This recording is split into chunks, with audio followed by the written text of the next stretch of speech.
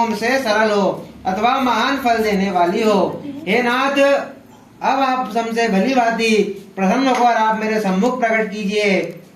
हे नाथ, आप यदि मन और अंत रहित है, आपकी माया का कोई पार नहीं है, आप हम सब आपको किस प्रकार से प्राप्त करें, वह कौन कौन से दान पुण्य फल से वर रूप में मिले।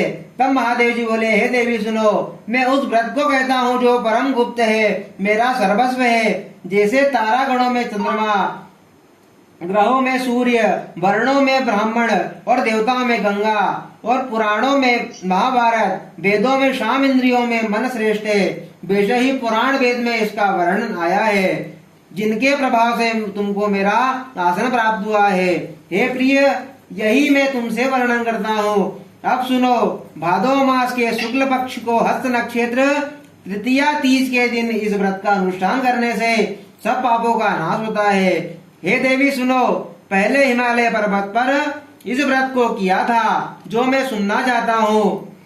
पार्वती जी बोली कि हे प्रभु, इस व्रत को मैंने किस लिए किया था, बस अब सुनने की इच्छा है, सो आप मुझसे कहिए।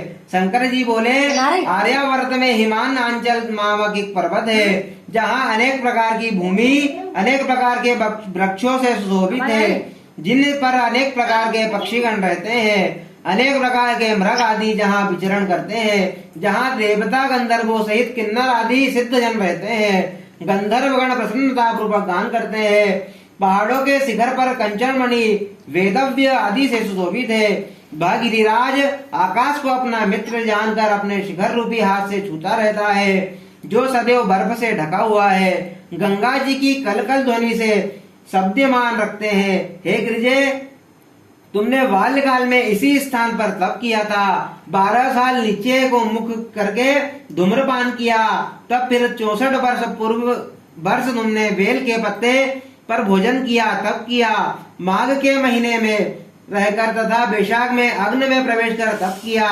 श्रावण के महीने में बाहर खुले निवास कर अन्न जल त्याग कर तप करती रही। तुम्हारे कष्ट को देख तुम्हारे पिता को चिंता हुई। वे चिंतातुर होकर सोचने लगे कि मैं इस कन्या को किसके साथ वर्ण करूं। तब इस अवसर पर देवलोक से ब्रह्मा जी के पुत्र देव ऋषि नारद जी वहां पर आए। देव ऋषि नारद जी तुमको शैलपुत्र को देखा तो तुम्हारे पिता हिमांचल ने देव ऋषि को अद्य पद्म आसन देकर सम्मान सहित बिठाया और कहा, हे मुनिवर, आज आपने यहाँ तक आने का कष्ट कैसे किया। आज मेरा अहोभाग्य है कि मैं आपका शुभागमन यहाँ पर हुआ, क्या आज्ञा है। तब नारद मुनि बोले, हे गिरिराज, मैं विष्णु का भेजा हुआ आया हूँ। तुम मेरी बात सुनो और अपनी लड़की को उत्तम वरदान करे। ब्रह्मा, इंद्र, शिव आदि देवताओं में विष्णु के समान कोई नहीं है, इसलिए तुम मेरे मत से अपनी पुत्री का दान विष्णु भगवान को दे दो। हिमाचल बोले, यदि भगवान वासुदेव स्वयं ही पुत्री को ग्रहण करना चाहते हैं तो फिर इसी कार्य के लिए ही आपका आगमन हुआ है, तो यह मेरे गौरव की बात है, मैं अवश्य उनको ही दूंगा। हिमाचल की यह कथा सुनते ही देव ऋषि नारद जी आकाश में अंतर ध्यान हो गए और शंख चक्र गदा पद्म एवं पीताम्बरधारी विष्णु के पास पहुंचे। नारद जी ने हाथ जोड़कर विष्णु से कहा, हे प्रभु, आपका विवाह कार्य निश्चित हो गया है। यहाँ हिमाचल ने प्रसन्नता पूर्वक कहा कि पुत्री, मैंने तुमको गरुड़ ध्वज भगवान विष्णु को अर्पण कर दिया है। पिता के वाक्यों को सुनकर पार्वती जी अपनी सहेली के घर पहुंच गए और पृथ्वी पर गिरकर अत्यंत दुखित होकर विलाप करने लगी। उनको विलाप करते हुए देखकर सखी बोली, हे देवी, तुम किस कारण से दुख पाती हो, मुझे बताओ, मैं अवश्य तुम्हारी इच्छा पूरी करूंगी। तब पार्वती बोली, हे सखी सुन, मेरी जो मन की बात है, अभिलाषा है, मैं सब सुनाती हूँ। मैं महादेव जी को वरना चाहती हूँ, इसमें संदेह नहीं। मेरे इस कार्य को पिताजी ने बिगाड़ना चाहा है, इसलिए मैं अपने शरीर का त्याग करूंगी। तब पार्वती ने इन वचनों को सुनकर सखी ने कहा, हे देवी, जिस वन को पिताजी ने देखा ना हो, तुम वहां चली जाओ। तब हे देवी पार्वती जी, तुम अपनी सखी का यह वचन सुनकर ऐसे वन को चली गई। पिता हिमाचल तुमको घर पर ढूंढने लगे और सोचा कि मेरी पुत्री का या तो कोई देवदानव अथवा किन्नर हरण कर ले गया। हे नारद, मैंने नारद जी से कहा, यह वचन दिया कि मैं अपनी पुत्री को गरुड़ ध्वज भगवान के साथ वरण करूंगा। अब यह किस तरह पूरा होगा, ऐसा सोचकर बहुत चिंतातुर हो मूर्छित हो गए। तब सब लोग हाहाकार करते हुए दौड़े आए और मूर्छा नष्ट होने पर गिरिराज जी से बोले कि अपनी मूर्छा का कारण बताओ। हिमाचल बोले, मेरे दुख का कारण यह है कि मेरी रत्न रूपी कन्या का कोई हरण करके ले गया है, या सर्प डस गया है, अथवा किसी सिंह या व्याघ्र ने मार डाला है। ना जाने वह कहाँ चली गई और उसे किसी राक्षस ने मार तो नहीं डाला। इस प्रकार का गिरिराज दुखित होकर कांपने लगे, जैसे तीव्र आयु चलने पर कोई वृक्ष कांपता है। तत्पश्चात पार्वती जी तुमको गिरिराज सखियों सहित घने जंगल में ढूंढने निकले। सिंह और व्याघ्र आदि हिंसक जंतुओं के कारण महाभयानक प्रतीत होता था। तुम भी सखी के साथ जंगल में घूमती हुई भयानक जंगल में एक नदी के तट पर एक गुफा में पहुंची। उस गुफा में तुम अपनी सखी के साथ प्रवेश कर गई, जहां तुम अन्नदान का त्याग करके बालू का लिंग बनाकर मेरी आराधना करती रही। उसी स्थान पर भद्र मास की हस्त नक्षत्र युग तृतीया के दिन तुमने मेरा विधि विधान से पूजन किया। तब रात्रि को मेरा आसन ढूंढने लगा, उस स्थान पर आ गया जहाँ पर तुम्हारी सखी दोनों थी। मैंने आकर तुमसे कहा कि मैं तुमसे प्रसन्न हो, तुम मुझसे वरदान मांगो। तब तुमने कहा कि देव, यदि आप प्रसन्न हैं तो आप महादेव जो मेरे पति हो, मैं तथास्तु ऐसा ही होगा कहकर कैलाश पर्वत को चला गया। तुमने प्रभात होते ही उस बालू की प्रतिमा को नदी में विसर्जित किया। हे शुभे, तुमने वहां अपनी सखी सहित व्रत का पारायण किया। इतने में हिमबाग में तुम्हें ढूंढते हुए उसी वन में आ पहुंचे। वहां चारों ओर तुम्हें ना देखकर मूर्छित होकर जमीन पर गिर पड़े। उस समय नदी के तट पर दो कन्याओं को देखा तो वे तुम्हारे पास आ गए, तुम्हारे हृदय से लगाकर रोने लगे और बोले कि तुम इस व्याघ्र आदि सिंह युक्त घने जंगल में क्यों चली आई। पार्वती जी बोली, हे पिता सुनिए, मैं पहले ही अपना शरीर शंकर जी को समर्पित कर दिया है, किंतु आपके इसके विपरीत कार्य किया इसलिए मैं वन को चली आई हूँ। ऐसा सुनकर हिमवान ने फिर तुमसे कहा कि मैं तुम्हारी इच्छा के विरुद्ध कार्य नहीं करूंगा।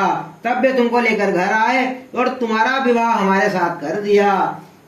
हे प्रिय, उसी व्रत के प्रभाव से तुमको यह मेरा अर्धासन प्राप्त हुआ है। इस व्रत के राज को मैंने अभी तक किसी के सम्मुख वर्णन नहीं किया है। हे देवी, अब मैं तुमको बताता हूँ, सो मन लगाकर सुनो। इस व्रत का नाम व्रतराज क्यों पड़ा? तुमको सखी हरण करके ले गई थी, इसलिए इस व्रत का हरतालिका नाम पड़ा है।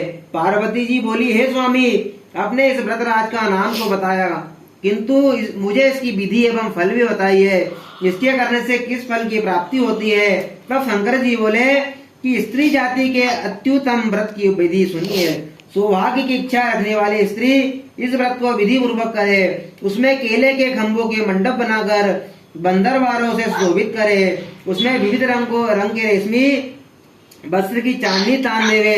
फिर चंदन आदि सुगंधित द्रव्यों से लेपन करके स्त्रियों को एकत्र हो शंख भेरंगी मृदंग बजावे। विधि पूर्वक मंगलाचार करके गोरा और शंकर स्वर्ण निर्मित प्रतिमा को स्थापित करे। फिर शिव जी व पार्वती जी का गंध पुष्प धूप दीप आदि से विधि सहित पूजन कर अनेक प्रकार के नैवेद्य का भोग लगावे। रात को जागरण करे। नारियल सुपारी जवारी नींबू लौंग अनार नारंगी आदि फलों को एकत्रित करके धूप दीप आदि मंत्रों द्वारा पूजन करे। फिर मंत्रोच्चारण करे।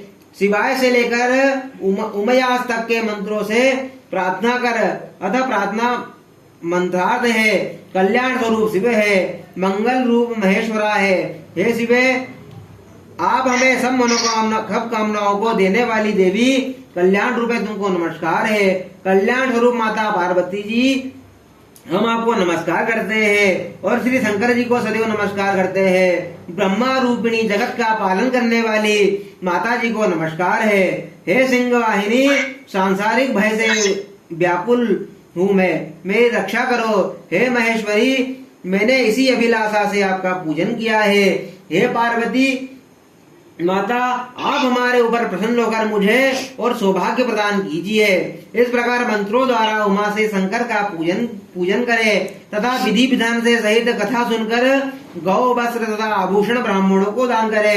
इस प्रकार से पति तथा पत्नी दोनों को एकाग्रचित होकर पूजन करे। वस्त्र आभूषण आदि का संकल्प द्वारा ब्राह्मण को दक्षिणा दे।